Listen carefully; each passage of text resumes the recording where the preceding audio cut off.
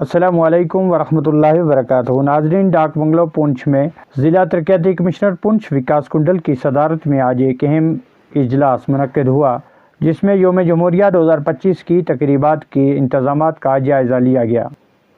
اجلاس کے دوران یہ فیصلہ کیا گیا کہ مرکزی تقریب اسپورٹس اسٹیڈیم پونچھ میں منعقد ہوگی، جہاں مہمان خصوصی قومی پرچم لہرائیں گے اور مارچ پاسٹ پر سلامی لیں گے۔ ڈپٹی کمشنر نے تقریب کے تمام تر پہلوؤں کا تفصیلی جائزہ لیا، جن میں پرچم کشائی، ثقافتی پروگرام، سیکورٹی انتظامات، اسٹیڈیم کی تزئین و آرائش، پبلک ایڈریس سسٹم، نشستوں کا انتظام، ابتدائی طبی امداد اور فائر سیفٹی، پریڈ کی تیاری، سرکاری عمارتوں اور ایس کے پل کی روشنیوں کا انتظامات، میڈیا کوریج اور انعامات کی تقسیم کاری کے حوالے سے اہم امور کا جائزہ لیا۔ انہوں نے تقریب کے مقام اور دیگر اہم مقامات پر صفائی مہم شروع کرنے کی ہدایت دی۔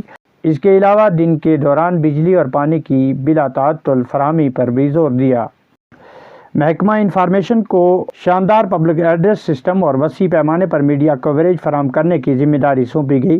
مزید یہ کہ ایگزیکٹو انجینئرز کو رکاوٹیں، نشستیں، پینے کے پانی کی فراہمی اور تقریب کے دوران بجلی کی بلا تعطل فراہمی کا بندوبست کرنے کی ہدایت دی گئی۔ ایمبولینس خدمات، سیکورٹی عملہ اور مناسب افراد قوت کی دستیابی پر بھی تفصیلی غور و خوض کیا گیا۔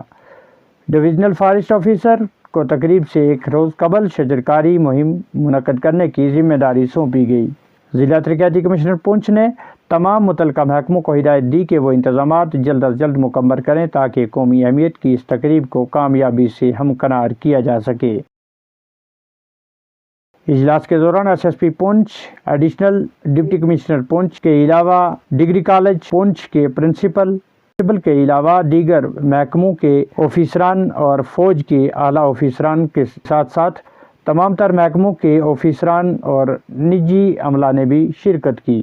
آفیسران کو ہدایت جاری کی گئی کہ وہ یوم جمہوریہ کے حوالے سے تقریب کو کامیاب بنانے میں اپنا کردار ادا کریں۔